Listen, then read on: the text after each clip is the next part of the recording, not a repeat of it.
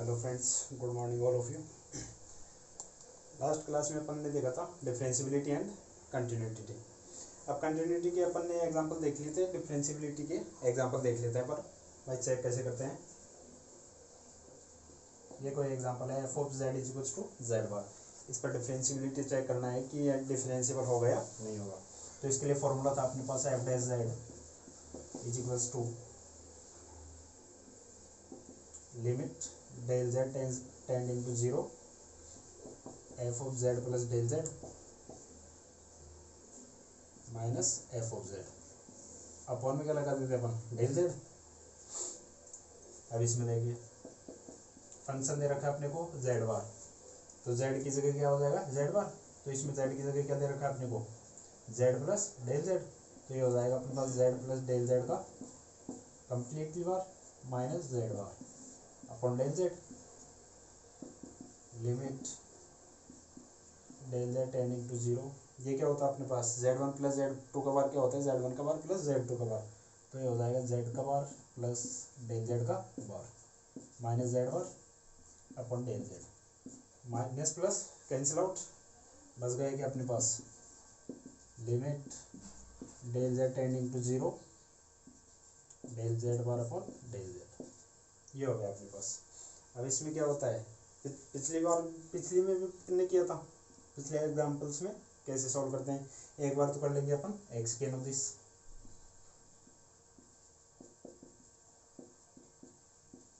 X के notice करते हैं तो क्या होता है अपने पास वाई जीरो। तो f dash Z is equals to limit del Z tending to zero, ये क्या हो जाएगा एक्स अपॉन एक्स। तो वैल्यू हो गई अपने पास वन, यानी कि एक्स एक्स के नोटिस देखते हैं तो वैल्यू आती है अपने पास वन। ऐसे आगे चेक करें वाई एक्स के नोटिस,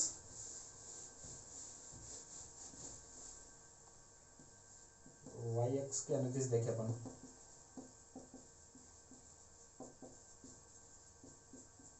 तो इसमें क्या होता है एक्स बराबर जीरो।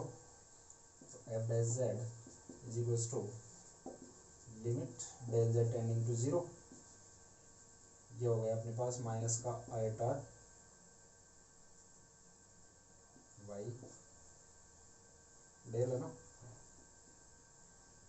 आयटा डेल वाई, और ये प्लस का आयटा डेल वाई, ये होगी माइनस की वन वैल्यू। तो अपने पास क्या आई, एक्स एक्स के अनुदिश माइनस वन और वाई एक्स एक्स के अनुदिश वन और वाई एक्स के अनुदिश माइनस वन। तो ये दोनों इक्वल नहीं है, यानी कि एफ डैश जेड अद्वितीय नहीं है, यानी कि यूनिक वैल्यू नहीं आ रही अपने पास। तो क्या कहते हैं अपन, ये जो अपने पास जेड बार था, F Z is equal to Z bar, किसी भी बिंदु पर अवकलनीय नहीं है। ये इक्वल नहीं आ रही, इसका मतलब यूनिक नहीं आ रही अपने पास ये वैल्यू, तो कह देंगे अपन अवकलनीय नहीं होगा, ये यानी कि डिफरेंशिएबल नहीं होगा। अब आगे देखते हैं अपन, यह एग्जांपल किया था अपन ने पिछली क्लास में जो डिफरेंशिएबिलिटी पढ़ा था उसका। अब आगे देखते हैं एनालिटिक फंक्शन क्या होता है।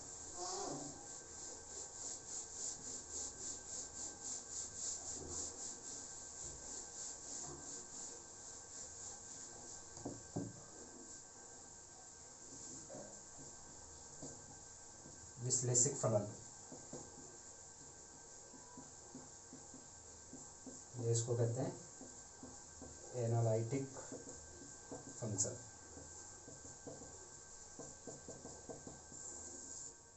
वो क्या होता है, एक मानी फलन, एक मानी फलन जो दिए गए प्रांत डी में, दिए गए प्रांत डी में प्रांत डी के प्रत्येक बिंदु पर,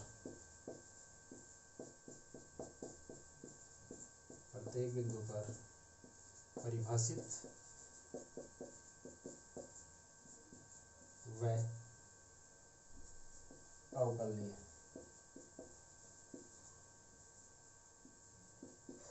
अगर कोई फलन है वो किसी प्रांत डी के प्रत्येक बिंदु पर क्या हो, परिभाषित हो और अवकलनीय हो, तो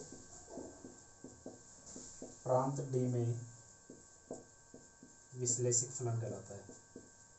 प्रांत डी में विश्लेषिक यानी कि एनालिटिक फंक्शन कहलाता है। एक फलन जो किसी प्रांत डी के प्रत्येक बिंदु पर परिभाषित हो और उस पर क्या हो, अवकलनीय हो, तो क्या क्या हो जाएगा अपने पास, एनालिटिक फंक्शन हो जाएगा। एक डेफिनेशन हो जाती है इसकी, वो अपने पास एक फलन है, एक फलन एक बिंदु z नोट पर, z नोट पर विश्लेषिक कहलाता है।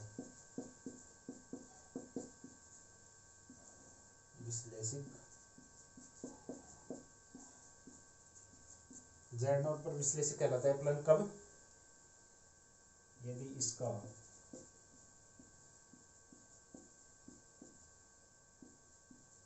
अवकलज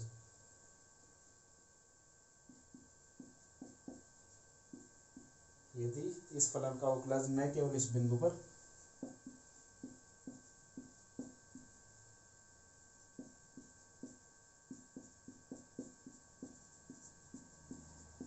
बल्कि इसके प्रतिवेश में भी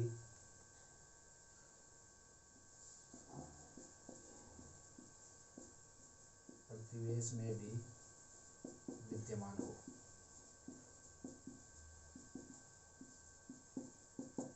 मतलब क्या हो गया, ये पॉइंट है z नोट, इस पर फंक्शन डिफरेंशिएबल का ये सॉरी एनालिटिक फंक्शन कहलाएगा कब, जब इस पॉइंट पे तो वो क्या होगा, अवकलनीय होगा ही होगा, बल्कि इसके जो नेबरहुड है, इसका जो नेबरहुड है उसके अंदर भी क्या होना चाहिए, उसका अवकलज विद्यमान होना चाहिए।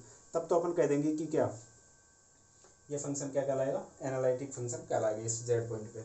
अगर किसी z पॉइंट पे तो अपन को क्या मिल रहा है, अवकलज मिल रहा है उस फंक्शन का, और उसके नेबरहुड में नहीं मिल पा रहा, जैसे यहाँ पे नहीं मिल रहा, यहाँ पे नहीं मिल रहा, तो अपन क्या कह देंगे, z पॉइंट पे भी क्या नहीं होगा, एनालिटिक फंक्शन नहीं होगा वो। यानी कि उस बिंदु पर डिफरेंस एनालिटिक फंक्शन होने के लिए फंक्शन को क्या होना पड़ेगा, उसके नेबरहुड में भी डिफरेंशिएबल होना पड़ेगा। आगे देखते हैं, जो अपने पास एनालिटिक फंक्शन होता है इसको दूसरे नाम से और जानते हैं, यानी कि विश्लेषिक फलन को विश्लेषिक फलन क्या कहलाता है,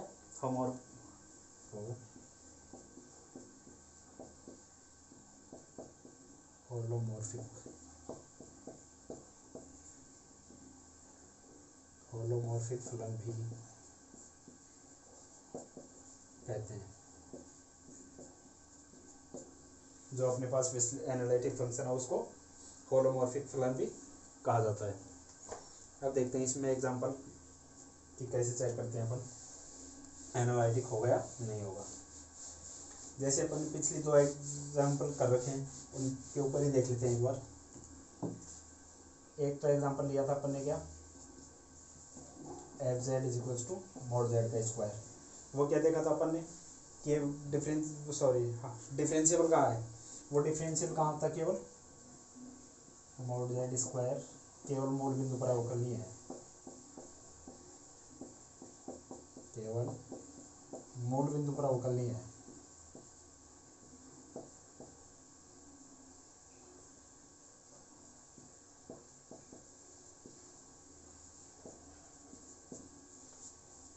पिछली क्लास में देखा जाए मैंने अपन क्या कहाँ पे आया था, केवल मूल बिंदु पर ये डिफरेंशिएबल आ रहा था अपने पास, और इसके नेबरहुड में,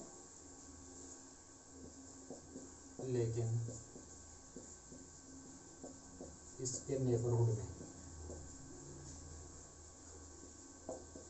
अवकलनीय नहीं है।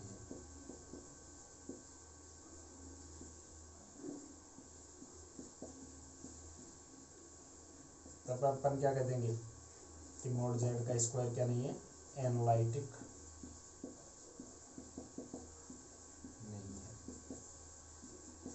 भाई वो एक बिंदु यानी कि मूल बिंदु पर तो मिल रहा है अपना को अवकलनीय है, लेकिन इसके नेबरहुड में जाकर देखते हैं अपन तो अवकलनीय है ही नहीं, तो अपन कह देंगे कि वो एनालिटिक फंक्शन नहीं होगा। एक एग्जांपल और देखते हैं। ये तो अपन ने देख लिया एनालिटिक नहीं है। अब देखते हैं एग्जांपल दूसरा कौन सा, f of Z is equals to 1/z-1। ये कोई फंक्शन है और इसने कह दिया कि जेड की वैल्यू 1 नहीं होनी चाहिए और बाकी सब जगह होनी चाहिए। अब क्या हो जाएगा इसमें, जेड इज इक्वल्स टू 1 के पर तो क्या नहीं होगा, ये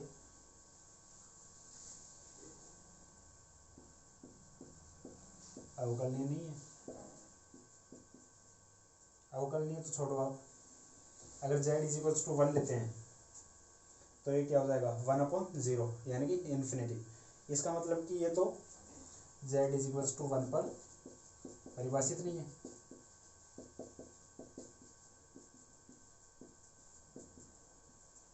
वन पर परिभाषित नहीं है, लेकिन पहले एग्जांपल में क्या लिख दिया इसने कि z की वैल्यू अपन 1 नहीं ले सकते। इसका मतलब क्या कह सकते हैं अपन,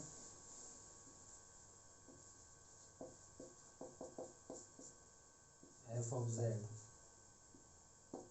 जेड इज इक्वल टू 1 के अलावा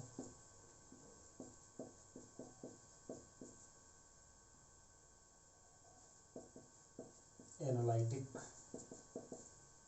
फंक्शन, यानी कि जेड केवल जेड इज इक्वल टू 1 लेते हैं वही अपने पास प्रॉब्लम करेगा, बाकी सबके लिए क्या है ये एनालिटिक फंक्शन होगा। आगे देखते हैं। एक डेफिनेशन आती है विचित्र बिंदु, या इसको कहते हैं सिंगुलर पॉइंट। विचित्र बिंदु यह हो गया सिंगुलर पॉइंट।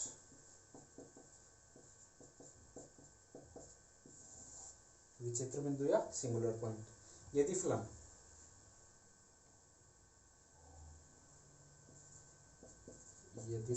एफ जेड, कोई फलन एफ जेड है, बिंदु जेड नोट पर विश्लेषित नहीं है,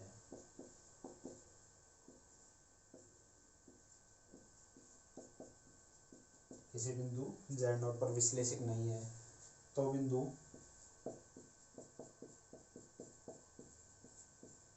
जेड नोट फलन एफ जेड का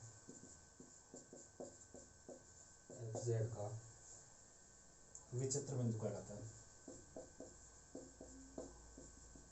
विचित्र बिंदु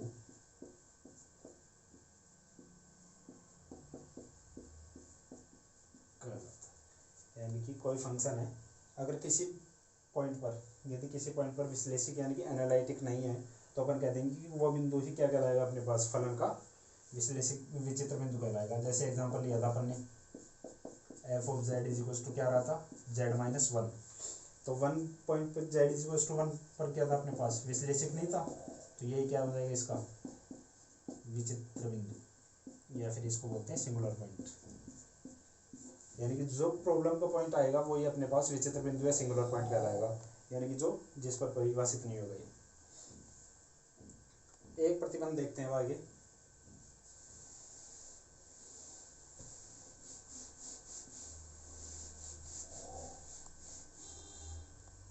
एफ जेड के विश्लेषिक होने का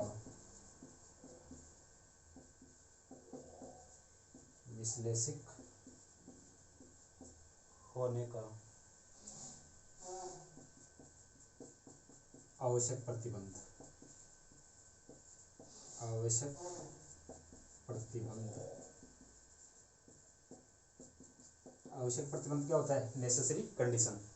अगर एफ जेड विश्लेषिक होए तो उसके लिए नेसेसरी कंडीशन क्या है वो देखते हैं अपने पास।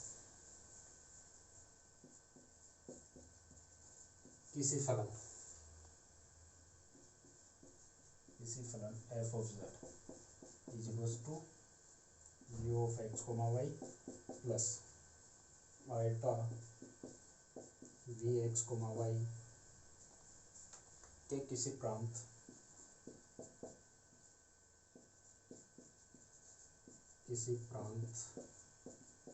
डी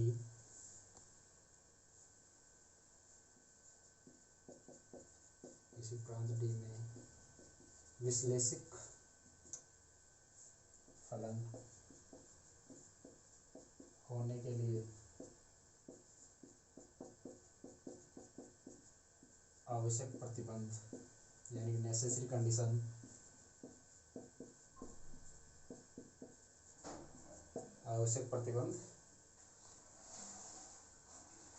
है। उसके लिए नेसेसरी कंडीशन क्या है कि उस प्रांत में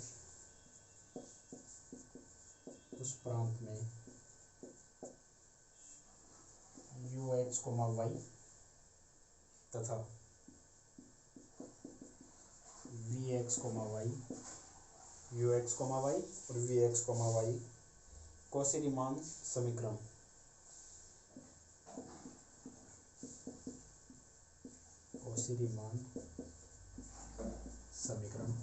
जिसको अपन क्या कहते हैं, सीआर इक्वेशन भी कहते हैं। सीआर इक्वेशन को संतुष्ट करते हैं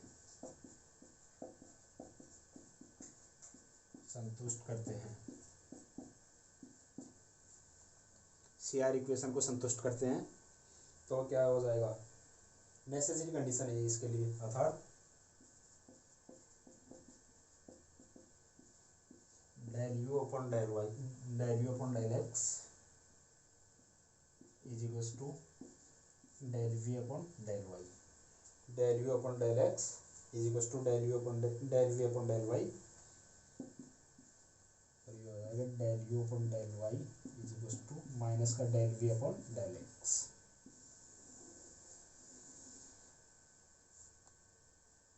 ये होती है अपने पास सीआर इक्वेशन।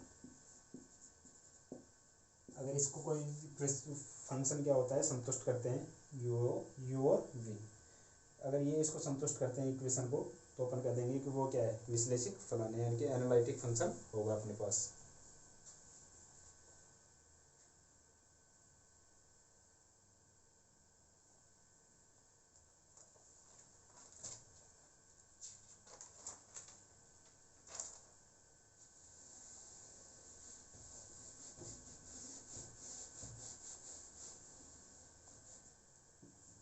जैसे नोट लिखते हैं,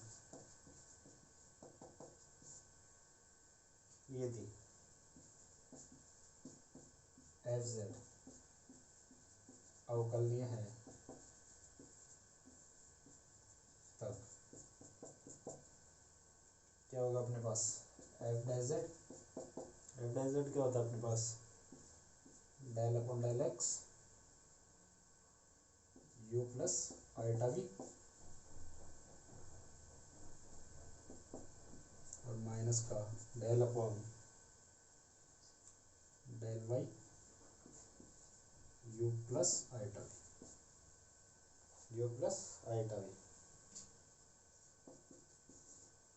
और इसको कैसे लिख सकते हैं अपन, F dash Z is equals to del F upon del X minus आल्टा del F upon del Y.